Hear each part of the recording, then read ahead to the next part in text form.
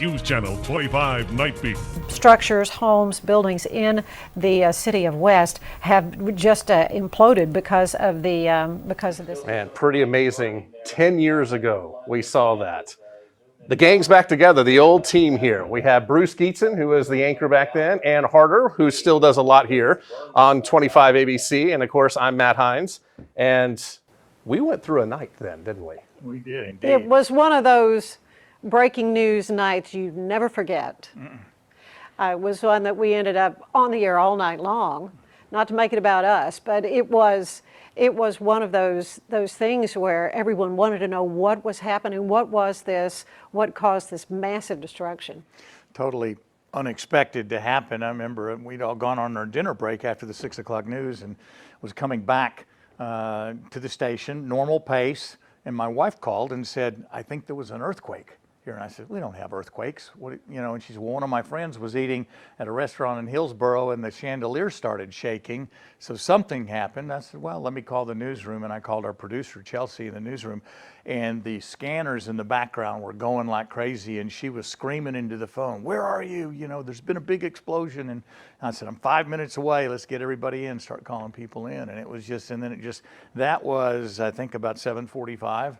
And things just got bigger from there. Well, you met me in the parking lot, and our running thing was, everything stops if there's a major story, if the Alico building blows up. That's just what we would say.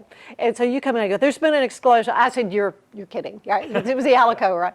No, there's been an explosion. And then from then on, it was strictly business, trying to get as much information as we could to tell folks what had happened. But it was interesting, the stories we were hearing in the newsroom from witnesses. And one phone call I took from a lady who was on the interstate when it happened, and she was in one lane, and she said literally her car was moved to the other lane by the impact. Yeah, it's just pretty amazing. And both of y'all were already on. I was still at home when all this was happening, and I had infants at the time. Yeah. And I was going through the channels, and I say, Bruce and Ann are on. Is that a promo? And I turn up the volume, and I'm like, ooh, that's not a promo. So I was like, well, I got to go because I heard y'all say the word explosion. So I back out. My mother-in-law was actually visiting at the time. Actually backed into her car because I was in such a hurry. I forgot her car was there. But yeah, I got to the station here, and our news director at the time, he greeted me with a hazmat book and said, we need a forecast about the hazardous materials here. I was like, oh, okay, this just got really big. And then I started queuing in on what y'all were saying, and we started doing live coverage, not just of the news, but of weather too, because we had a cold front come in that day or that evening, and it was going to shift all the winds from south to north. And so I called the Weather Service. They modeled some data for us, and they had the triage unit not too far away on the football field, and they moved it because of forecasting, and they knew that that front was going to come in, and that could have blown some of those chemicals their way. In that kind of a situation, you have everybody who's available to come into the newsroom to work, and you start calling in reporters who had just gotten off, and had a nightside reporter, a newer reporter, had been here a couple of months, Michael, and he said, Michael, get up there as fast as you can and start sending stuff back to us. And he said, okay. And he'd never been in a situation like that. So we're trying to guide him, talk to him on the phone. Then we went on the studio, came to the studio here, and we couldn't keep talking to him. And he called us back about 15 minutes later when he got up there. He says, I'm inside the area. I'm at the command center where it was awesome. Start shooting some video, talk to anybody you can. And he called back a couple minutes later and he said, I didn't bring any SD cards to record my video on. And we're like, okay. And I said, record with your phone, shoot with your phone, everything you can get, just shoot as much as you can. And he said, he called back a couple minutes later, says, my phone's dead. I have a charge on it. We're kind of, oh, this is a big learning moment. We had other people going though, and pretty soon they blocked off the area and it was hard to get in. But as hectic as it was here, it was 10 times more hectic there on the site from people we were talking to, and we were using our Rolodexes and calling everybody we knew with the police department and the mayor's office and Frank Patterson with emergency management and all those people just trying to get information. You get in a situation like that, and we have a responsibility, and I know you guys agree, to let people know what is happening, because we know that you're on the edge of your seat wanting as much information as you can. We know that something just big happened, and so it's our responsibility to try to get to you. And so that's what we were doing for a long time. Of course, we had lived through the Murrah building explosion, and I think a lot of thoughts were, what was the cause of this? What started this whole horrific event? And of course, it takes days. News is one of those things. It takes days to develop and to hear and to understand what's happening. And of course, it was even days before all the bodies were recovered. And of course, I really think, because it affected me personally, a very good friend of mine, Ken Harris, his son was Lucky Harris, was one of the firefighters who died, the volunteer firefighter for West, but he was actually on staff at Dallas for the Dallas Fire Department. And he rushed to the fire like so many of those brave first responders did, not knowing what was going to happen, within minutes. Well, and I also remember y'all called everyone back in, and the phones, I will never forget the phones just ringing off the hook.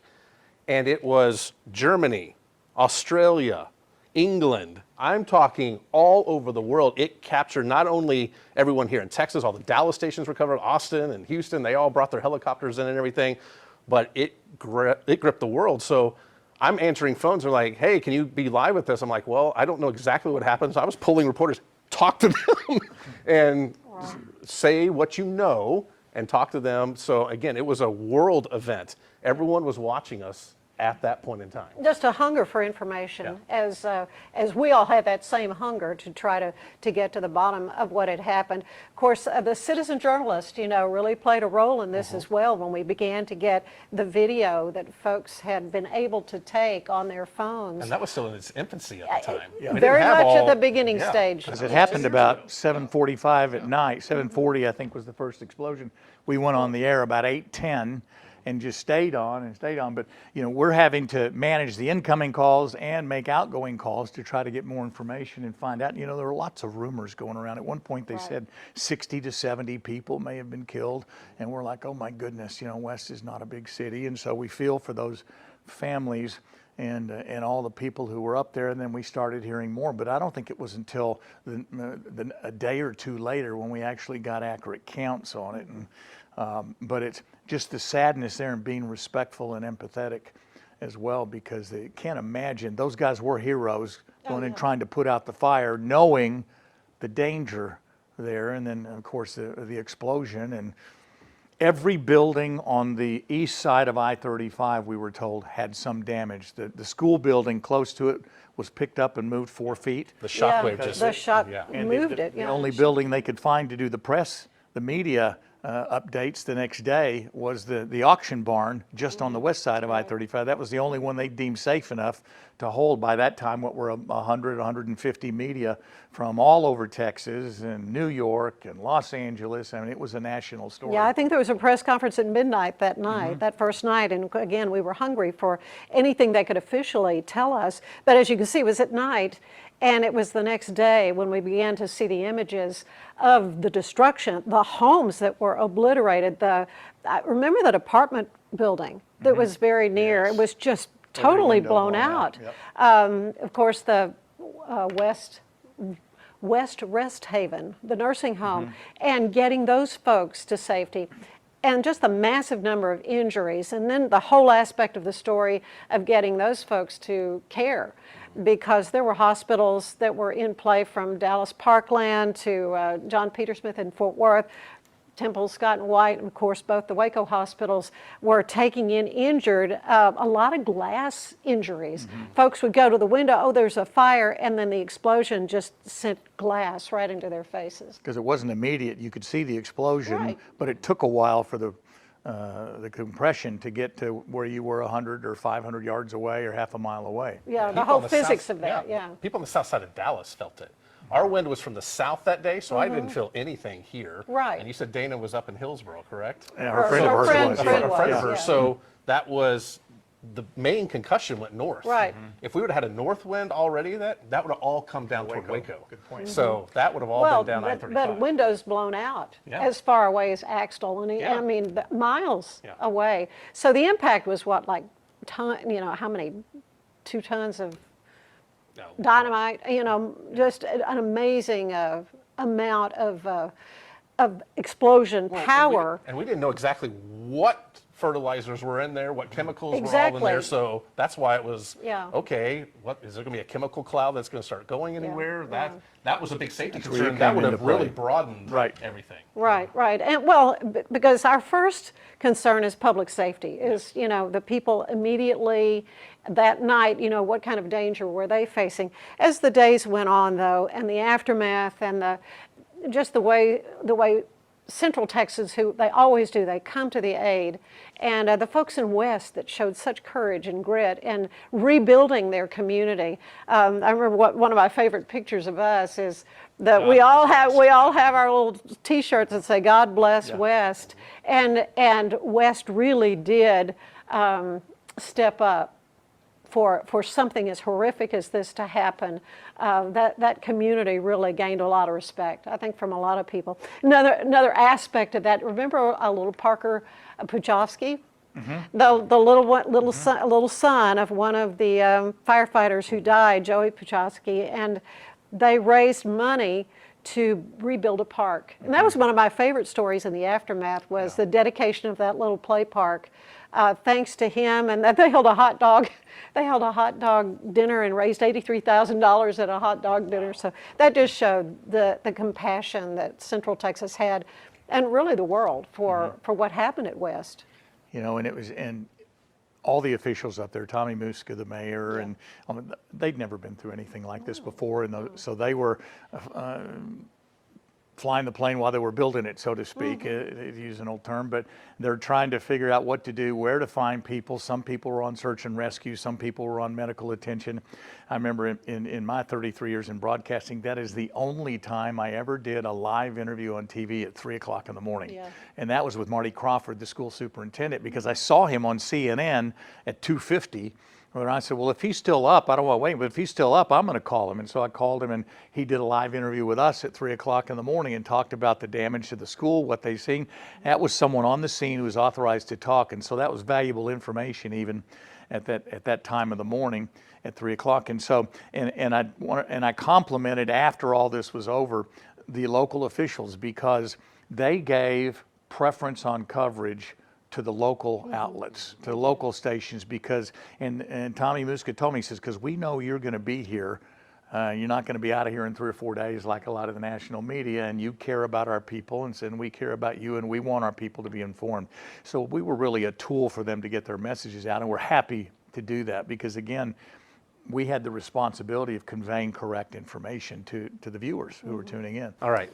During your time here at KXXV, where does this rank on the news story? Well, it was one of the top 3 or 4. I mean, we had the two Fort Hood shootings, and then we had this, had some tornado. Yeah, we had a lot of Yeah, presidential. Remember, we had a lot of presidential visits coming for the wrong reasons for that. Yeah, but as far as a breaking story, the West explosion probably is at the top of my television career. Yeah, So. Solemn occasion, but it's good to see y'all again. It's good to go through memories like this, and it's good to let people know that we still care about the community and that we're still here, and that's, again, a solemn occasion, but it's interesting to see how things have changed over 10 years, but you always remember those pictures and just what was in your heart at the time. Yeah, West is a totally different place today than it was 10 years ago today, but but again, our hearts go out to those families who are still grieving. And that doesn't the go loss away. of that doesn't go away. And and folks who may still bear scars today from that night and that explosion. But the good news that came out of that, laws were enacted in order to make sure that storage of these kind of chemicals are more regulated. I mean, there were a lot of things we discovered after this that were not in place that should have been. And even the fact that in West, when this fertilizer plant was in '62, it was in the middle of nowhere out in a field, and then the city just started building around it, not knowing the dangers. So, the one good thing that can come from a tragedy like this is that we learn and we make some changes. you know, we always used to tell the young reporters when they'd come in, and being the elder statesman in the newsroom, we'd say, don't ever underestimate what a privilege it is for people to invite you into their homes. And we truly believe that. We have to earn your trust. You have to like us, and we have to be genuine and stuff. But that's a responsibility that we hold close to our heart, and we appreciate that every time that we hear that from viewers. And I think that's universal in television. But just the fact that it is a privilege to have you invite us in your home, especially on an occasion like that. And that's what I always say. Thank you for trusting us.